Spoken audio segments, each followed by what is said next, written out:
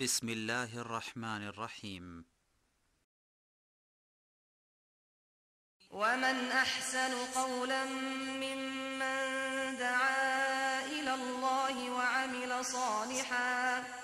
وعمل صالحا وقال إنني من المسلمين.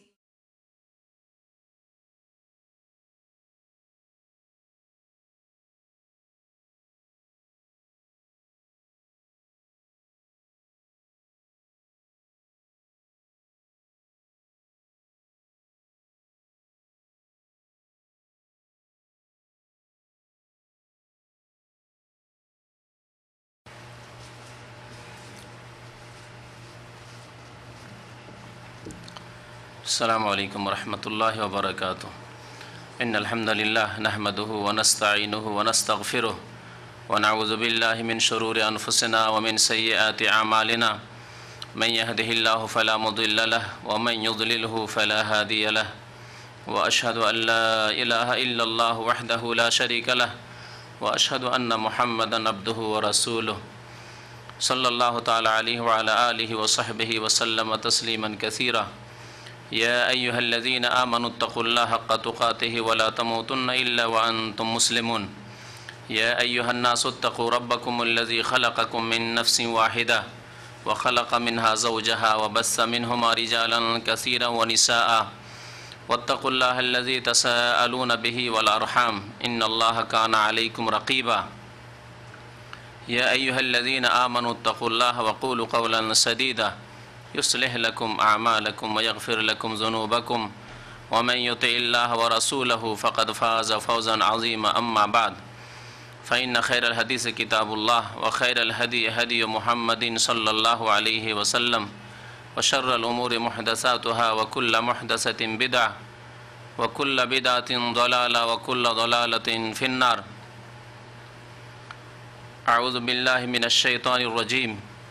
بسم الله الرحمن الرحيم. فمن كان يرجو لقاء ربه فليعمل عملا صالحا ولا يشرك بعبادة ربه أحدا.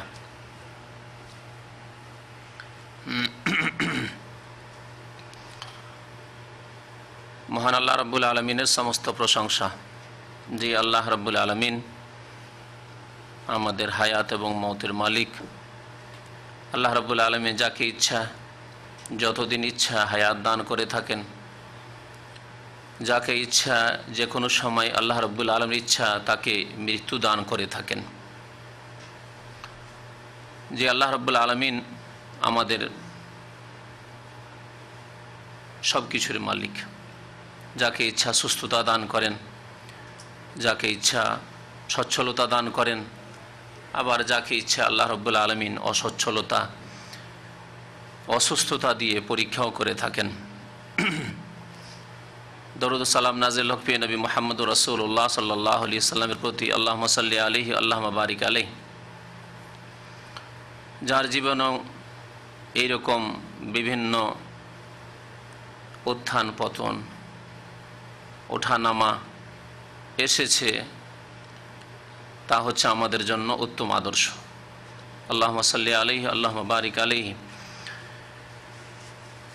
আজকে রজব মাসের 28 তারিখ, এরপরে শাবান, আর তারপরে রমজানুল মুবারক।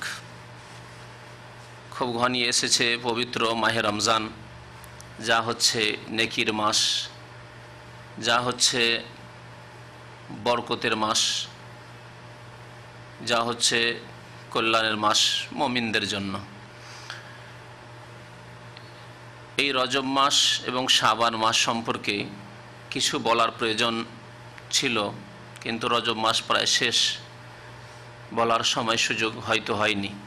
তাই এই রজব সম্পর্কেও কিছু কথা বলবো, আর শাবান সম্পর্কেও কিছু কথা বলবো। আর যেহেতু আরবি বা ইসলামিক মাসের শেষ সপ্তাহের মঙ্গলবার, সেজন্য প্রশ্নের উত্তরগুলিও ইনশাআল্লাহ তাআলা দেব। একটি হাদিসে রয়েছে, প্রিয় নবী সাল্লাল্লাহু আলাইহি ওয়াসাল্লাম রজব মাস আসলে দোয়া করতেন, আল্লাহুম্মা বারিক লানা ফি রাজাব ওয়া শাবান ওয়া বাল্লিগনা রমাদান। হে আল্লাহ, আমাদের রজবে এবং শাবানে বরকত দান করো।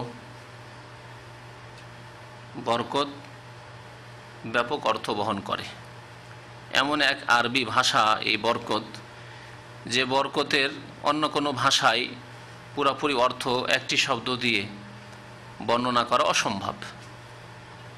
সার্বিক কল্যাণ হচ্ছে বরকত।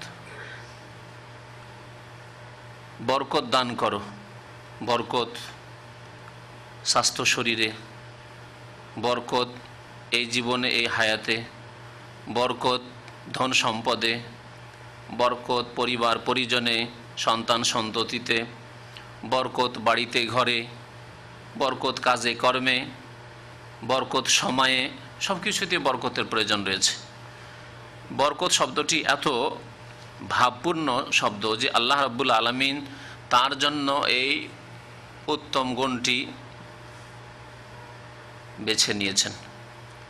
তাবারাকাল্লাযী বিয়াদিহিল মুলক, বরকতময় আল্লাহ রাব্বুল আলামিনের সত্তা। তার পবিত্র আল কোরআনুল করিম, এই কিতাবের জন্য আল্লাহ রাব্বুল আলামিন এই গুণটি বেছে নিয়েছেন।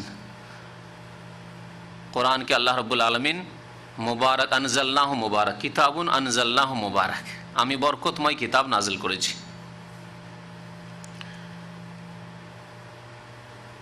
এই বরকতের দোয়া করেছেন নবী করিম সাল্লাল্লাহু আলাইহি সাল্লাম রজব মাস এবং শাবান মাস সম্পর্কে। এই বরকতের অন্তর্ভুক্ত হচ্ছে মানুষের সুস্থ থাকা, এই রজবে সুস্থ থেকে হায়াতে থাকা, বেঁচে থাকা, শাবানে বেঁচে থেকে, সুস্থ থেকে, সুন্দর থেকে রমজান পর্যন্ত সহি সালামত পৌঁছা। ওয়াবাল্লিগনা রমাদান, এবং আমাদেরকে রমজানুল মুবারক পর্যন্ত পৌঁছিয়ে দাও। এই বরকত শব্দটি এত ব্যাপক যে আল্লাহ রাব্বুল আলামিন মক্কাতুল মুকাররমা সম্পর্কে মুবারক শব্দ ব্যবহার করেছেন। আল্লাহ রাব্বুল আলামিন রমজান মাস সম্পর্কে মুবারক বরকত শব্দ ব্যবহার করেছেন। তো রজব এবং শাবানে বরকতের দোয়া করেছেন। এর বেশি নবী করিম সাল্লাল্লাহু আলাইহি সাল্লাম আর কিছু বলেননি বা কিছু তিনি করেনওনি। কোনো কিছু করতেও বলেননি, আর কোনো কিছু নিজেও করেননি। আর আমাদের জন্য আদর্শ মানুষ হচ্ছেন প্রিয় রাসূল সাল্লাল্লাহু আলাইহি সাল্লাম। তার কথা, তার কর্ম, তার জীবন তিনি যদি করে থাকেন, তিনি যদি বলে থাকেন, তাহলে সেগুলি করণীয়। অথবা তার সামনে করা হয়েছে, কোনো সাহাবী করেছেন, তিনি অনুমোদন দিয়েছেন, স্বীকৃতি দান করেছেন, কিছু বলেননি, নিষেধ করেননি, তাহলে সেটিও করণীয় বলা যেতে পারে। তাহলে তিন প্রকারের কাজ করণীয়, যা নবী সাল্লাল্লাহু আলাইহি ওয়াসাল্লাম করেছেন অথবা করতে বলেছেন, অথবা নবী সাল্লাল্লাহু আলাইহি ওয়াসাল্লামের কোনো সাহাবী করেছেন, নবী সাল্লাল্লাহু আলাইহি ওয়াসাল্লাম কোনো আপত্তি করেননি, নিষেধ করেননি, অনুমোদন। এই তিন প্রকারের কাজ ছাড়া চতুর্থ কোনো প্রকারের কাজ শরীয়ত নয়, ইসলাম নয়। খুব সোজা হয়, বুঝে নেন। নবী সাল্লাল্লাহু আলাইহি ওয়াসাল্লাম যা করেছেন, করতে বলেছেন, কোরআনে কারিমে যা কিছু আছে তাতেই শামিল। কিন্তু এমন কিছু কোরআনে নেই যা নবী করিম সাল্লাল্লাহু আলাইহি ওয়াসাল্লাম করতে বলেননি অথবা করেননি। আছে কি? যে কোরআনে এমন কিছু অতিরিক্ত আছে যা নবী করিম সাল্লাল্লাহু আলাইহি ওয়াসাল্লাম করতে বলেননি অথবা করেননি, তাহলে আল কোরআনুল কারিমও এর মধ্যেই শামিল। কারণ নবী করিম সাল্লাল্লাহু আলাইহি ওয়াসাল্লাম সম্পর্কে যখন জিজ্ঞাসা করা হয় মা আয়েশা রাদিয়াল্লাহু তাআলা আনহাকে, যে কাইফা কানা খুলুক রাসূলিল্লাহ সাল্লাল্লাহু আলাইহি ওয়াসাল্লাম, নবী করিম সাল্লাল্লাহু আলাইহি ওয়াসাল্লামের মহান চরিত্র কেমন ছিল, তখন তিনি বলেছিলেন কি, কানা খুলুকুহু আল কোরআন, নবী সাল্লাল্লাহু আলাইহি ওয়াসাল্লামের চরিত্র ছিল আল কোরআন। তাহলে মানুষের চরিত্র হচ্ছে মানুষ যেটা করে আর যেটি বলে সেটি হচ্ছে চরিত্র। আপনার চরিত্র ভালো মন্দ নির্ণয় করা হবে আপনার কথার মাধ্যমে আর আপনার কাজের মাধ্যমে। আপনি কেমন কাজ করেন, কেমন কথা বলেন, তার মাধ্যমে আপনার চরিত্র নির্ধারণ হবে যে আপনার চরিত্র হচ্ছে এগুলি। কানা খুলুকুহু সাল্লাল্লাহু আলাইহি ওয়াসাল্লাম কোরআন। তাহলে বিষয়বস্তু খুব সহজে বোঝার জন্য মনে রাখতে হবে, বরং দিনকে বোঝার জন্য খুব সহজ ভাষায় মনে রাখতে হবে যে নবী করিম সাল্লাল্লাহু আলাইহি ওয়াসাল্লাম যা করেছেন অথবা করতে বলেছেন, হয়তো করেননি কিন্তু করতে বলেছেন, হতে পারে। অথবা এর বিপরীত হতে পারে, হয়তো প্রমাণ তার কর্মে আছে, উক্তিতে নেই, অথবা উক্তিতে আছে কর্মে নেই, তা হতে পারে।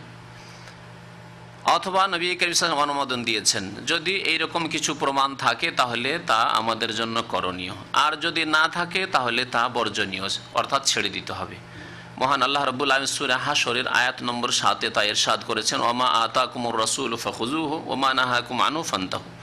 যা রাসূলুল্লাহ সাল্লাল্লাহু আলাইহি ওয়াসাল্লাম তোমাদেরকে দিয়েছেন তা তোমরা কি করো? খুযুহু, গ্রহণ করো। ফাখুযুহু ওমা নাহাকুম আনহু, আর যেসব কাজ থেকে, যেসব কথা থেকে নিষেধ করেছেন তা থেকে তোমরা ফান্তাহু, বিরত থাকো। এই রজব এবং শাবান সম্পর্কে এই কয়েকটি কথা হচ্ছে মৌলিক কথা। তার সাথে সাথে মনে রাখবেন সূরা কাহফের শেষ আয়াত, এই আয়াতটি সম্পর্কে তাফসীরকারগণ বলেছেন যে এই আয়াতে যে কোনো আমল, অর্থাৎ দিনের কাজ, আমল মানে এমনি কর্ম, কিন্তু যখন ধর্মের ক্ষেত্রে, দিনের ক্ষেত্রে আমল বলবো তখন দিনের কাজ, ইসলামের কাজ, নেকির কাজ, যে কোনো নেকির কাজ, নেকির উদ্দেশ্য নিয়ে করতে হলে দুইটি শর্ত অবশ্যই পেতে হবে তাতে, তাহলে সেই কাজটি ভালো আমল বলে আল্লাহ রাব্বুল আলামিনের দরবারে গ্রহণযোগ্য হবে। আমল মানে কর্ম, আর আমল সালেহ মানে ভালো কাজ। আল্লাহ রাব্বুল আলামিন আমল সালেহ কবুল করেন, ভালো আমল কবুল করেন। সালেহ মানে নেক আমল, সালেহ মানে সৎ আমল, ভালো আমল, সালেহ মানে যোগ্য আমল, যার মধ্যে কবুল হওয়ার যোগ্যতা রয়েছে। এই জন্য কোনো বস্তুর যোগ্যতা অযোগ্যতা সম্পর্কে আজ পর্যন্ত আরবি ভাষায় বলা হাজা সালেহ, হাজা গায়র সালেহ, এটি যোগ্য, এটি অযোগ্য, এই লোকটি চাকরির যোগ্য, এই লোকটি অযোগ্য। তো আল্লাহ রাব্বুল আলামিন যে কোনো আমলের ক্ষেত্রে, যে আমল মানুষকে মুক্তি দিতে পারবে, অর্থাৎ যে আমলের মাধ্যমে মানুষ দুনিয়া এবং আখিরাতে আল্লাহ রাব্বুল আলামিনের সন্তুষ্টির মাধ্যমে মুক্তি হাসিল করবে জাহান্নাম থেকে এবং জান্নাত হাসিল করবে, তা হচ্ছে আমল সালেহ। এই সৎ আমল সম্পর্কে মহান আল্লাহ রাব্বুল আলামিন দুইটি শর্তের কথা বলেছেন। তাফসীরকারগণ বলছেন এই আয়াতে দুইটি শর্তের দিকে ইঙ্গিত করা হয়েছে। ফামান কানা ইয়ারজু লিকা রাব্বিহি, সুতরাং যারা তাদের রবের সাথে সাক্ষাৎ করতে চায়, অর্থাৎ সাক্ষাতে আগ্রহী, আল্লাহর কাছে পেতে চাই, তারা কারা? যে কোনো মানুষ না শুধু মুমিন? আল্লাহর কাছে সাক্ষাৎ তো করতে হবে সবাইকে, অর্থাৎ জবাবদেহির জন্য সাক্ষাৎ, কিন্তু আল্লাহর কাছে প্রতিদান পাওয়ার জন্য সাক্ষাৎ, আল্লাহর কাছে কিছু নেব পাবো এ উদ্দেশ্যে সাক্ষাৎ একমাত্র মুমিনের সাক্ষাৎ হবে আল্লাহ রাব্বুল আলামিনের সাথে, ঠিক কিনা? বাকি হিসাবের জন্য, জবাবদাহির জন্য সৎ অসৎ, কাফের মুসলিম, মুশরিক মুওয়াহিদ তাওহীদবাদী সবাইকে আল্লাহ রাব্বুল আলামিনের দরবারে হাজির হইতে হবে এবং জবাবদিহি করতে হবে। তবে আল্লাহ রাব্বুল আলামিন রহমতের দৃষ্টিতে, দয়ার নজরে তাকাবেন একমাত্র মুমিনের দিকে। এজন্য যেখানে আল্লাহ দ্রোহী, আল্লাহর শত্রুদের কথা এসছে, কাফেরদের কথা এসছে, পাপিষ্ঠদের কথা এসছে, অনেক পাপিষ্ঠ, অনেক গুনার ক্ষেত্রে আল্লাহ রাব্বুল আলামিন উল্লেখ করেছেন ওয়ালা ইউকাল্লিমুহুমুল্লাহু ইয়াওমাল কিয়ামাতি ওয়ালা ইউযাক্কিহিম ওয়া লাহুম আযাবুন আলীম।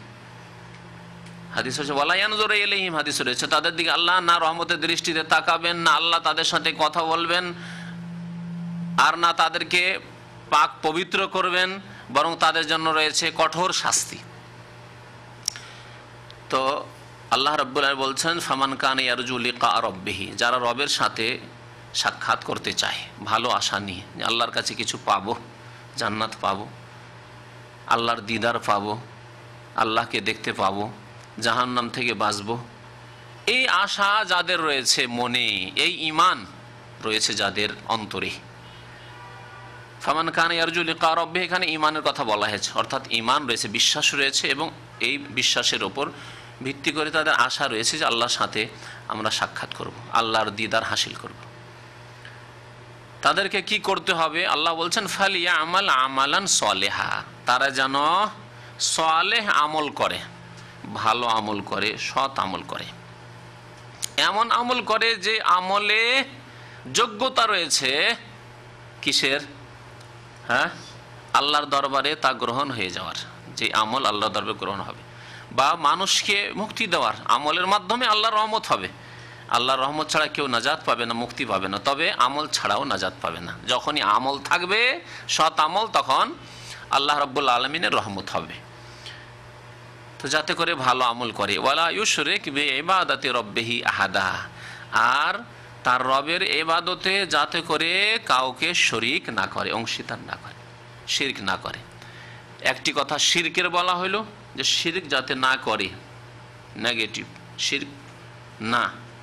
আর ইতিবাচক হচ্ছে, হ্যাঁবাচক হচ্ছে যে ভালো আমল যেন করে। তাফসীর কারগণ বলছেন এই দুইটি কথায়, এই দুইটি শর্ত যে আমল কবুল হওয়ার রয়েছে, এদিকে ইঙ্গিত করা হয়েছে। একটি শর্ত হচ্ছে ইখলাস, অর্থাৎ একমাত্র আল্লাহর জন্য কাজ করা, একমাত্র আল্লাহর জন্য আমল করা। আল্লাহ ছাড়া অন্যের জন্য যেমনই কোনো আমল হলো, কোনো কর্ম হইল, তা শিরকে পরিণত হইল, সে ছোটই হোক অথবা বড় শিরক হোক, কিন্তু শিরকে পরিণত হলো। সেজদা একমাত্র আল্লাহর জন্য করতে হবে। উদাহরণস্বরূপ, এই সেজদা যদি আল্লাহ ছাড়া অন্যকে, কবরকে করে, দেবী দেবতা পুতুল প্রতিমাকে করে, তাহলে কি তার নাম কি? শিরক।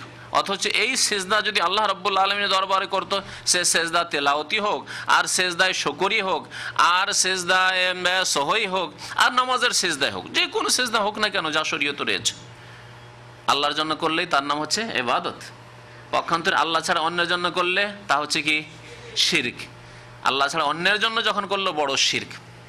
ছোট শিরকের একটি দিক দেখায়, নামাজ পড়লো আল্লাহর জন্য, কিন্তু তার সাথে সাথে অন্তরে এটাও আসলে যে নামাজটা একটু সুন্দর করে বলি, সুন্দর করে পড়ি, আর দোয়াগুলি সুন্দর করে পড়ি, কেন যে কোনো বিশিষ্ট ব্যক্তি দেখছেন আমার নামাজ, যিনি আমার উপর খুশি হলে আমার দুনিয়াতে লাভ হবে। এই নামাজ যদি ভালো নামাজ আমার দেখে, তাহলে আমার লাভ হবে, তার কাছে মান সম্মান বাড়বে, আদর যত্ন বাড়বে, অথবা আমার স্যালারি বাড়বে, ইত্যাদি ইত্যাদি। এইরকম কোনো দুনিয়াবি আশা নিয়ে যদি কেউ সেজদা করে, নামাজটা আল্লাহর জন্যই পড়ছে, কিন্তু মধ্যখানে শয়তান কিন্তু ঢুকে পড়ল, তাহলে এই সেজদা খাঁটি ইখলাসের সাথে, নিষ্ঠার সাথে আল্লাহর জন্য থাকলো না, সেজদাতে আল্লাহ ছাড়া অন্য কেউ শরীক হয়ে গেল, ছোট শিরক। আর যদি একেবারে পুরোপুরি মানুষ দেখানো হয়, আল্লাহর জন্য মোটেই না, নামাজ মোটেই পড়তো না, কিন্তু যখন দেখলো যে হাইয়ার গাড়ি আসলো, সালা করে আর ধরে গাড়িতে উঠানো শুরু করলো জাওয়াজাতের মতো, এরকম তো হইতে পারে। আর এরকম দৃশ্য অনেক জায়গায় দেখা গেছে, যদিও দাম্মামে বড় আফসোসের কথা যে তেমন দেখতে পাওয়া যায়নি, কিন্তু আল কাসিম আমি নজরে দেখেছি, জাওয়াজা যেমন গাড়িতে করে উঠায় পাইকারি হারে, এ কামান নেই, এ আল্লাহ ইতলা, হ্যাঁ তাই না, ওঠো গাড়িতে ওঠো। ঠিক তেমনি নাজদ এলাকায়, রিয়াজ, কাসিম, এসব আল খারাজ, এসব এলাকায় দিনদারি খুব বেশি রয়েছে, যার ফলে সেখানে ওই জামাজাতের মতো বেনামাজিকে রাস্তা থেকে উঠানো হয়, রাস্তায় পেলে নামাজের একামত হয়ে গেছে, রাস্তায় ঘোরাঘুরি বা বসে আছে, কার সাহস বসে থাকে, সেই জন্য নামাজ পড়লো, অথচ নামাজ সে পড়তো না, কখনো পড়তো না। তাহলে এই নামাজ, দৌড় দিয়ে গিয়ে মসজিদে গিয়ে নামাজ পড়া হচ্ছে বড় শিরক। তাহলে লোক দেখানো নামাজ সব সময় ছোট শিরক থাকে না, কখনো বড় শিরক হয়ে যায়। বোঝা গেল? তো ওলামারা বলেছেন যে প্রথম শর্ত আমল কবুল হওয়ার জন্য যে একবারে নিখুঁত নির্ভেজাল হতে হবে আমল আল্লাহর জন্য, একটি শর্ত। এখন যে কোনো আমল করবেন এই কথাই সবসময় খেয়াল রাখতে হবে যে আমার এই আমলটি, আমার নামাজটি, আমার রোজাটি, না ইফতার করা, যে ইফতার আজকে ইফতারের দাওয়াত আছে সেই জন্য রোজা রেখেছেন, কিসের জন্য? জাকাত দিলেন আল্লাহ সন্তুষ্টির জন্য, না লোক দেখানো, যে লোকে যাতে করে সুনাম করে, সব খেয়াল রাখতে হবে। আল্লাহর জন্য একেবারে কাজ হইতে হবে, আমল হইতে হবে। দ্বিতীয় শর্ত হচ্ছে যে একমাত্র প্রিয় নবী মুহাম্মদ রাসূলুল্লাহ সাল্লাল্লাহু আলাইহি সাল্লামের তরিকায় সেই কাজটি হইতে হবে, তরিকা অনুযায়ী হইতে হবে, তরিকার বাইরে হইলে হবে না। এমন কোন কাজ যা নবী সাল্লাল্লাহু আলাইহি সাল্লাম করেননি, করতে বলেননি, তিনি অনুমোদনও দেননি, নেই, না কোরআনে রয়েছে না হাদিসে রয়েছে। করলেন কি নিয়তে? ভালো নিয়তে, যে কাজটি তো ভালোই লাগে, আর বুজুর্গানে দিনরা করেছেন বা পূর্বপুরুষরা করে চলে আসছে, সবাইকে দেখছি করতে, দেশের লোকেরাও করছে, তো আমিও করি না হয়। জি, এভাবে না কিছু ভালো কাজ মনে করে করা হচ্ছে, যেগুলি বিদাত, বিদাতগুলি তো খারাপ মনে করে করা হয় না, হয় কি? উলামায়ে কেরামরা বলেছেন যে মানুষকে শয়তান গোমরাহ করে দুইটি অস্ত্র দিয়ে। এক অস্ত্র দিয়ে না পারলে আর এক অস্ত্র দিয়ে ঘায়েল করে। একটি অস্ত্র হচ্ছে প্রবৃত্তির অস্ত্র। যারাকে দেখে এইসব পাপী লোক, এদেরকে ফিল্ম দেখাতে পারবো, হ্যাঁ, এদেরকে জেনা করাইতে পারবো, এদেরকে মদ খাওয়িয়ে দিতে পারবো, এদেরকে তাস খেলাতে পারবো, এদেরকে জুয়া খেলাতে পারবো, ঠিক না? সবাইকে পারবে কি শয়তান? সবাইকে মদ খাওয়াইতে পারবে? সবাইকে সিগারেট খাওয়াইতে পারবে? অনেক মানুষ যদি 1 লাখ টাকা দেবো একটা সিগারেট খেলে, 1 লাখ রিয়েল দেবো, একবারই চলে যান, ফাইনাল, থাকার দরকার নেই, এত কষ্ট করার দরকার নেই, তারপরেও খাওয়াইতে পারবেন। পারবেন কি? হ্যাঁ, অনেক মুসলিম আছেন এরকম। তাহলে বহু মানুষ আছে যাদেরকে টাকা পয়সা দিয়েও এই ধরনের পাপাচারে লিপ্ত করা যাবে না, গুনাহ করানো যাবে না তার দ্বারা। আবার কতক মানুষ আছে বেশি না, ধার করে ও সিগারেট খায়, নেই পকেটে পয়সা, নেই পকেটে সিগারেট, দেখছে একটা লোক সিগারেট খাচ্ছে, যে একটা সিগারেট দাও না ভাই, তো তোমাকে কালকে দিয়ে দেবো পয়সা হলে। হ্যাঁ, তো যাদেরকে এইসব পাপ করাতে পারে, শাহওয়াতের পাপ, প্রবৃত্তির অনুসরণ করে যে পাপগুলি হয়, সে পাপগুলি যেসব মানুষকে করাতে পারে শয়তান, সেসব মানুষদেরকে গুমরাহ করার জন্য বেশি মেহনত করতে হয় না শয়তানকে, তখন তাদেরকে ওই সব পাপই করাতে থাকে। বেনামাজি নামাজ পড়ে না, খুব সহজ ব্যাপার, তাকে গুমরাহ করা খুব সহজ ব্যাপার, ইসলাম থেকে বের করে দেওয়া খুব সহজ ব্যাপার। শয়তান নামাজ পড়ে না, হয়ে গেল, একবার 1 ওয়াক্ত নামাজ ছাড়লে হয়ে গেল, শয়তানের কাজ হয়ে গেল, জাহান্নামের দিকে নিয়ে চলেই গেল, বাস, ইসলাম থেকে বের করেই দিল শয়তান। রোজা রাখবো না, এই গরমের দিন আর রোজা রাখা খুব কষ্ট কাজ, মেহনতের কাজ, রোজা রাখবো না। তো এইসব লোককে গুনাহ করিয়ে জাহান্নামের দিকে নিয়ে যাওয়া শয়তানের খুব সহজ। আরেক শ্রেণীর মানুষ আছে মুসলিম সমাজে যাদেরকে এইসব গুনাহ মোটেই করাতে পারবে না। নামাজ 1 ওয়াক্ত ছাড়াতে পারবে না, রোজা একদিন ছাড়াতে পারবে না, তাকে কোনো হারাম কাজ করাতে পারবে না, ফিল্ম দেখাতে পারবে, কোনো কিছুই, কোনো রকমের গুনাহ তাকে করাতে পারে না। মদ খাওয়াতে পারে না, সিগারেটও খাওয়াতে পারে না, পানও খাওয়াইতে পারে না, পর্যন্ত জর্দাও খায় না, কোনো কিছুই খায় না। তাহলে এই রকমের লোককে জাহান্নামে নিয়ে যাবে কেমন করে? ঠিক, শয়তান তখন অন্য আরেকটি অস্ত্র ব্যবহার করে, যা হচ্ছে শুবহাতের সংশয়। কোরআনে নেই, হাদিসে নেই, কিন্তু কাজটি তো ভালো, বিদাতে হাসানা। আমাদের সে মোল্লা হুজুরদেরকে এক শ্রেণীর গুমরাহ করেছে বিদাতে হাসানার নামে শয়তান। শয়তান দেখলো যে এদেরকে দিয়ে জিনা করানো যাবে না, এদেরকে দিয়ে মদ খাওয়ানো যাবে না, এদেরকে কোনো পাপের জায়গায়, এইসব যে পাপ রয়েছে সমাজে, ফাসেক লোকদের পাপ, ওই সব পাপে নিয়ে যাওয়া যাবে না। তাহলে কোন পাপে নিয়ে যেতে হবে? বিদাতীদের পাপে নিয়ে যেতে হবে, বিদাতীদের পাপে নিয়ে যেতে হবে। সুতরাং ধর্মের নামে, বেধর্মিতার নামে তারা কোনো পাপ করবে না, ঠিক কিনা? বিধর্মিতার নামে পাপ করবে না, সুতরাং ধর্মের নামে তাদেরকে পাপ করাইতে হবে। সুতরাং তাদেরকে বললো, দেখো সবগুলি বিদাত বিদাত নয়, সবগুলি বিদাত বিদাত নয়। কে বলল? শয়তান। অথচ রাসূলুল্লাহ সাল্লাল্লাহু আলাইহি ওয়াসাল্লাম বলছেন, কুল্লু বিদআতিন দালালা, কুল্লু মুহদাসাতিন বিদআ, প্রত্যেক নতুন কাজই হচ্ছে বিদাত। আমার নবী, আপনার নবী, প্রিয় নবী সাল্লাল্লাহু আলাইহি ওয়াসাল্লাম বলছেন, কুল্লু, সমস্ত নতুন কাজ বিদাত, কুল্লু বিদআতিন দালাল, আর প্রত্যেক বিদাত হচ্ছে কি? দালালা, গুমরাহি, জাহান্নামের দিকে নিয়ে যাবে।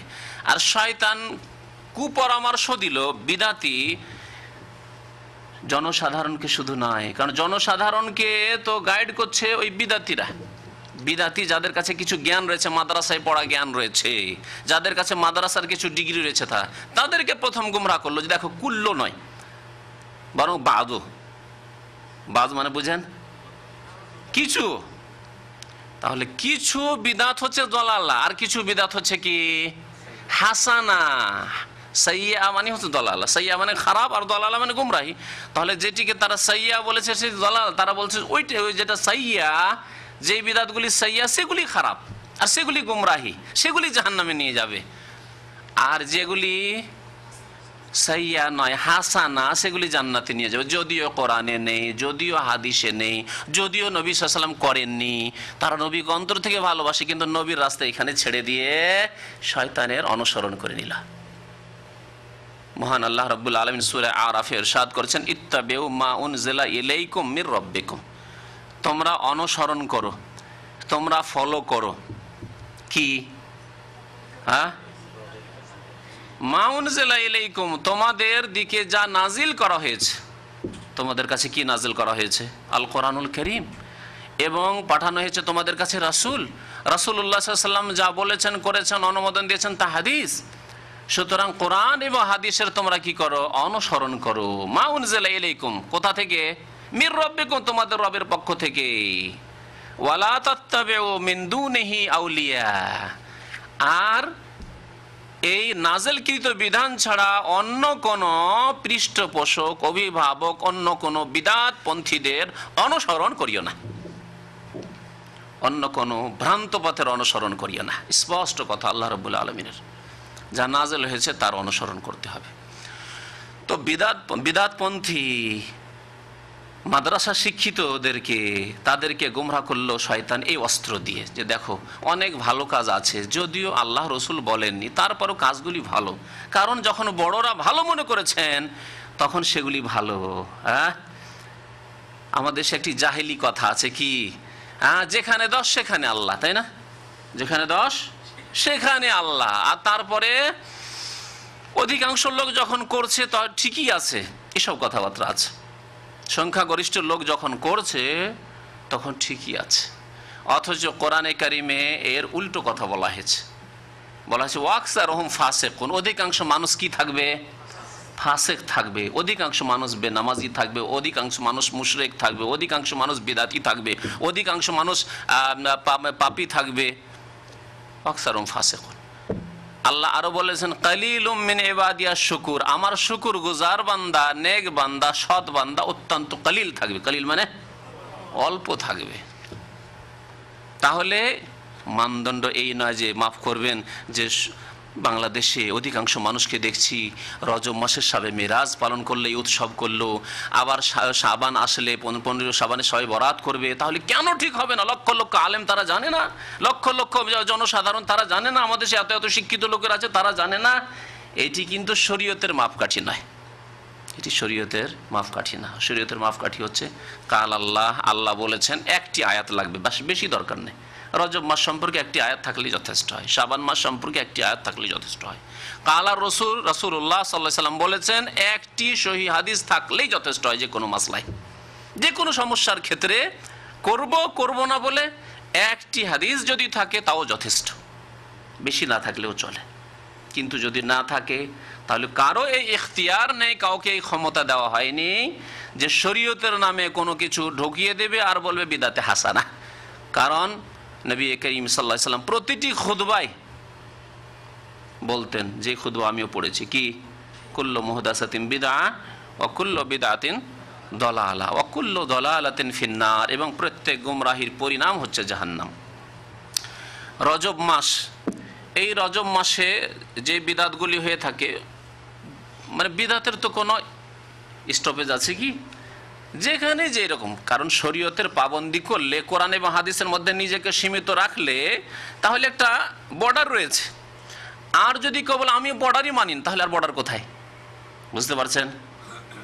আপনার দেশের বর্ডার আছে, যে কোনো দেশের বর্ডার আছে, সেই দেশের বর্ডারকে মানলে বর্ডার। আর যদি বলে আমি এই সব পৃথিবীর বর্ডার মানি না, জমিন আল্লাহ, সুতরাং আমি যেখানে ইচ্ছা সেখানে যাব, তাহলে তার আর বর্ডার কি আছে? ঠিক কিনা? তেমনি শরীয়তের ক্ষেত্রে আল্লাহ রাব্বুল আলামিন হুদুদুল্লাহ, আল্লাহ বলছেন তিলকা হুদুদুল্লাহ, আল্লাহর সীমানা নির্ধারিত রয়েছে। যারা এই সীমানাই মানে না, যারা বলে যে বুজুর্গানের দিন বললেও করা চলে, তারপরে বিদআতে হাসানা, যে কোনো কাজ ভালো লাগলেই করা যেতে পারে, অসুবিধা নেই, ভালো লাগছে তো করতে। লোকেরা তো ভালো মনে করেছেন, বুজুর্গানের দিন ভালো মনে করেছেন, আমাদের আলেম ওলামারা ভালো মনে করেছেন, ইত্যাদি ইত্যাদি, এসব কথা বলে সমাজে বিদআত চালু করা হয়। এই রজব মাসে একটি বিদআত, সেটি হচ্ছে 27 রজবের রাতকে মেরাজের রাত্রি মনে করে, যদিও মেরাজ কোন রাত্রে হয়েছে এই নিয়ে বেশ কিছু মত রয়েছে, বড়ই দ্বিমত রয়েছে। মেরাজের রাত মনে করে সেই রাত্রে বিশেষ ইবাদত বন্দেগী, নফল নামাজ, জিকির আজকার, কোরআন তেলাওয়াত ইত্যাদি, আর দিনে রোজা রাখা। এবারেও আমার কাছে কয়েক ভাই টেলিফোন করে জিজ্ঞাসা করছেন যে এক লোক রোজা রেখেই নিয়েছে। কত লোক যে এরকম রেখেছে আল্লাহ পাকই জানে সমাজে। এক লোক রোজা রেখে নিয়েছে, কিসের রোজা? সবে মেরাজের রোজা রেখেছে, 27 রজবের দিনে রোজা রেখেছে। তাকে যখন বলা হলো তো কি করবো এই রোজা, রোজা তাকে ভাঙাই দেবো না তার রোজার নিয়ত পরিবর্তন করে দেবো? কারণ সোমবারও আছে, যদি নিয়ত সোমবারের করে। হ্যাঁ, নবী করিম সাল্লাল্লাহু আলাইহি ওয়াসাল্লাম সোমবারে রোজা রাখতেন। নবী করিম সাল্লাল্লাহু আলাইহি ওয়াসাল্লাম বৃহস্পতিবারে রোজা রাখতেন, প্রতি সপ্তাহে 2 দিন রোজা রাখতেন। নবী করিম সাল্লাল্লাহু আলাইহি ওয়াসাল্লাম মাসের 13, 14, 15 আইয়ামে বীজ রোজা রাখতেন। সুতরাং এই দিনের নিয়তে যদি রোজা রাখে তাহলে শরীয়ত সম্মত। একটি হাদিস যথেষ্ট নবী করিম সাল্লাল্লাহু আলাইহি ওয়াসাল্লামের, একটি কর্ম যথেষ্ট। যদি এক মাসেও তিনি এইভাবে রেখে থাকেন যথেষ্ট। রজব মাসে বিদাত রয়েছে, উমরার বিদাত, উমরার ভিড়ভাড় এই শিয়াদের থেকে এসছে, শিয়াদের ভ্রান্ত আকিদা যে রজব মাসে উমরার বড় ফজিলত রয়েছে। অথচ নবী করিম সাল্লাল্লাহু আলাইহি ওয়াসাল্লাম সম্পর্কে মা আয়েশা রাদিয়াল্লাহু তাআলা আনহা বলছেন যে এতামারা রাসূলুল্লাহ সাল্লাল্লাহু আলাইহি ওয়াসাল্লাম আরবা উমর, নবী সাল্লাল্লাহু আলাইহি ওয়াসাল্লাম 4টি উমরা করেছেন নবুয়ত হওয়ার পরে, নবী হওয়ার পরে 4টি উমরা করেছেন। কুল্লুহা ফি জিলকাদা, সমস্তগুলি জিলকাদা মাসে, ইল্লাল উমরা আল্লাতী মা হাজ্জাতিহি, একটি উমরা ছাড়া যে উমরাটি হজের সাথে, হজে কিরানের সাথে করেছিলেন নবী সাল্লাল্লাহু আলাইহি ওয়াসাল্লাম। হজে কিরানের সাথে যে একসাথে নিয়ত করে করেছিলেন সেটি হচ্ছে শুধু জিলহজ মাসে, আর বাকি 3টি উমরা ছিল কোন মাসে? জিলকাদ মাসে। আর নবী করিম সাল্লাল্লাহু, এটি হচ্ছে নবী সাল্লাল্লাহু আলাইহি ওয়াসাল্লাম কর্ম। দেখেন, কর্ম হলেও করা যাবে, আর কি যদি নবী সাল্লাল্লাহু আলাইহি ওয়াসাল্লাম উক্তি হয়। রমজান মাস সম্পর্কে, রমজান মাসে নবী সাল্লাল্লাহু আলাইহি ওয়াসাল্লামের সময় সুযোগ আসেনি উমরা করার, কিন্তু ফজিলত বর্ণনা করেছেন উমরাতুন ফি রমাদান তাদিলু হাজ্জাতান মাই, রমজান মাসে আমার উমরা করলে কি সওয়াব হবে? আমার সাথে হজ করার সওয়াব পাবে, কিন্তু ফরজ আদায় হয়ে যাবে না। ছোট হজ করেছি হুজুর বলে সারা জীবনটা কেটে গেল, সৌদি আরব 5 বছর 7 বছর থেকে দেশে ফিরে চলে হজ করলেন না, এই ফরজ আদায় হবে না, তবে নেকি পাওয়া যাবে। রমজান মাসে উমরা করলে জি হজের নেকি পাওয়া যাবে। তো এই উমরার বিদাত, এছাড়াও মকসুদুল মুমিনিন, তারপরে এসব আমাদের দেশে যেসব কিতাব আছে, গত বছরেও কিতাব খুলে খুলে দেখিয়েছিলাম, সুতরাং আর এবার কিতাবে নিয়ে আসলাম না, যদিও আমার কাছে সব বিদাতি কিতাব, বেশ কিছু কিতাব রেখেছি শুধু দলিল প্রমাণ দেখানোর জন্য। তাতে আছে যে এই রজব মাসের প্রথম বৃহস্পতিবারে ইবাদত বন্দেগী, খাস ইবাদত, রোজা এবং নামাজ বা কিছু খাস নামাজ, তারপরে প্রথম শুক্রবারে ইত্যাদি বা শেষ শুক্রবারে বিভিন্ন রকমের বিদাতের কোনো স্টপেজ নেই, নন স্টপেজ, এইসব বিদাতি কথাবার্তা এইসব কিতাবাদিতে আছে। সুতরাং সতর্ক করাই হচ্ছে উদ্দেশ্য এইসব কিতাব থেকে, মকসুদুল মুমিনিন আর বেহেশতি জেওয়ার আর আপনার নিয়ামুল কোরআন, এই ধরনের ওজিফার যতগুলি কিতাব আছে সমস্ত কিতাব থেকে উম্মতকে সতর্ক করছি। আর যার কানে কথা পৌঁছে গেল আল্লাহ রাব্বুল আলামিনের কাছে তাকে এই সম্পর্কে জবাবদেহি করতে হবে। ওমা আলাইনা ইল্লাল বালাগ।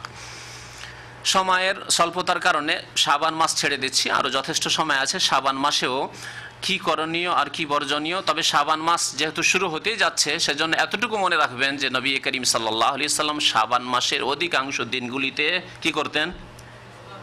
রোজা রাখতেন, সিয়াম পালন করতেন। সুতরাং সুন্নাত অনুসারে যদি চলতে হয়, আর আপনি যদি নিজেকে শক্তিশালী পান যে আমি আলহামদুলিল্লাহ এই নফল রোজাগুলি বা সুন্নত রোজাগুলি করতে পারবো, তাহলে শাবান মাসের একটানাও রাখতে পারেন, মাঝে মাঝে গ্যাপ দিয়েও রাখতে পারেন, যে কোনো দিনে সোমবার বৃহস্পতিবারও রাখতে পারেন, আবার এছাড়াও রাখতে পারেন। একেবারে কাছাকাছি 20 শাবান পর্যন্ত একটানা রোজা রাখতে পারেন। বিশেষ কোনো নির্দিষ্ট দিন ধরে নয় যে অমুক তারিখে শুধু রোজা রাখবো, যেমন আমার দেশে রয়েছে শবে বারাতে শুধু 15 তারিখে রোজা আর রাত্রে নফল ইবাদত, এই করে নয়, বরং অনির্দিষ্ট যে কোনো দিনে রোজা রাখেন। রোজা রাখার প্রমাণ রয়েছে, ইবাদত রাত্রের নফল পড়া না, নফল পড়ার কোনো প্রমাণ নেই যে বিশেষ কোনো রাত্রে শাবান মাসের নফল পড়বেন, নামাজ পড়বেন, এর কোনো প্রমাণ নেই। সুতরাং এই রকমের ইবাদত বন্দেগী করবেন না, যেগুলি ইবাদত বন্দেগী হবে না, বরং কি হয়ে যাবে? বিদাত হয়ে যাবে, কারণ রাসূলুল্লাহ সাল্লাল্লাহু আলাইহি ওয়াসাল্লামের তরিকা নয়।